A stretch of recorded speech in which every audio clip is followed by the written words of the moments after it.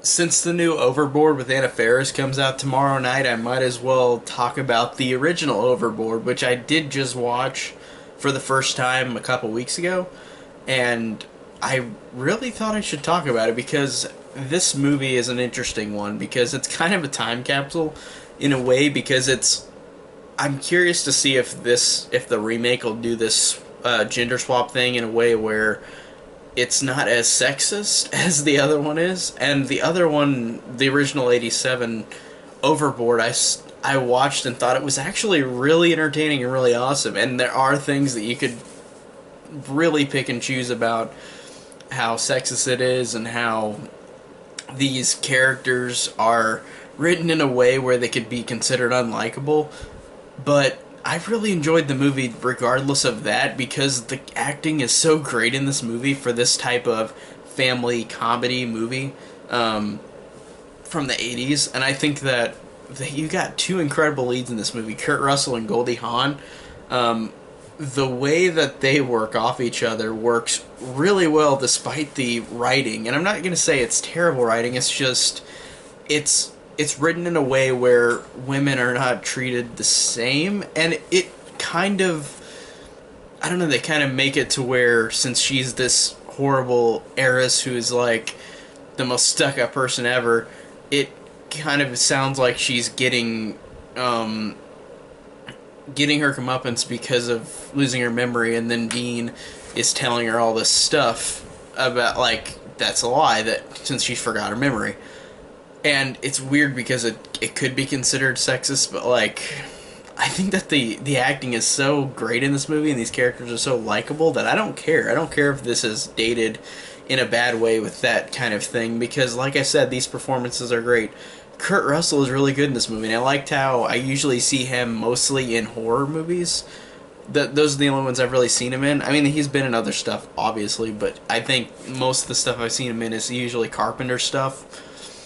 And he's really good and really likable in this movie, even though, like, his character is kind of a dirtbag who just makes this takes this woman into his home after she forgot her memory and acts like they're married, and it still is it still is entertaining because he has such a good performance in the movie, and he is just really really likable. Like, he's such a likable actor that I think that he really elevated this a lot.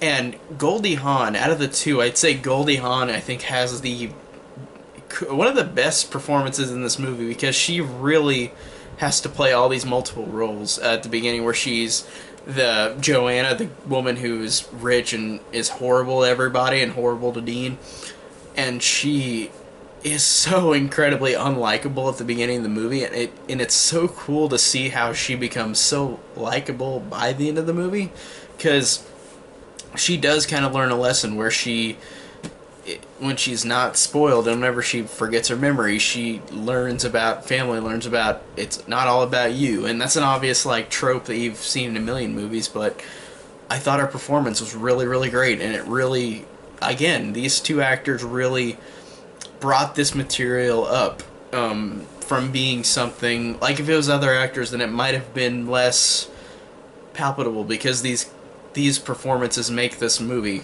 really, it makes the movie memorable and makes these characters memorable because of who they got involved in them. Two really great actors with great chemistry who are married in real life, I believe, and I don't know if they got married during this movie or after or whatever, but man, they really sell these roles. They're incredibly likable, and all the side characters are likable too. I like how all the kids, all the boys that Dean has, are really, really funny and entertaining.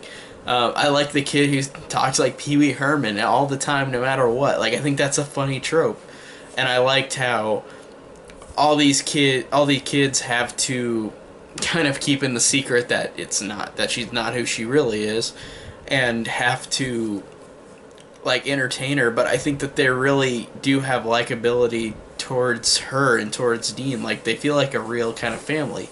I think that that's really fun and just entertaining because they really sell these roles. They really are all great. The kids especially are great side characters. or Roddy McDowell's in this too, and he's good too as well. But he's not in the movie like a giant amount, but he's good too. It's just the real pull I got was the family thing. I thought that the family dynamic was really good and really interesting and really funny because they all had such different kind of humor and different kind of character interactions to each other, like the kids to the mom or the kids to the dad, and how she changes and how he kind of changes, I guess, not really, but like how he perceives what he did and all that. But I really thought that just in terms of likability, this movie is incredibly likable. Like, all these characters are likable. The actors involved are great. They really gravitate this towards something more than what I would have thought it would have been if it wasn't them. If it was some other bland, generic actors, then it probably would have not been memorable. And I've heard about this movie all my life, and I finally just saw it a couple weeks ago, and I think that it really is a very solid comedy. Very solid comedy with a really, really awesome performances and side characters. So I'm curious to see what the remake is like. It's just going to be gender swap, so I don't know if it's going to be anything special or just something bad. It doesn't have any pre-screenings before Friday. It didn't come out tonight, so that might be a bad sign. But overall, I'll still see it and give you my thoughts. So thanks, guys, for watching. The review will be up next couple days for the remake, and see you next time.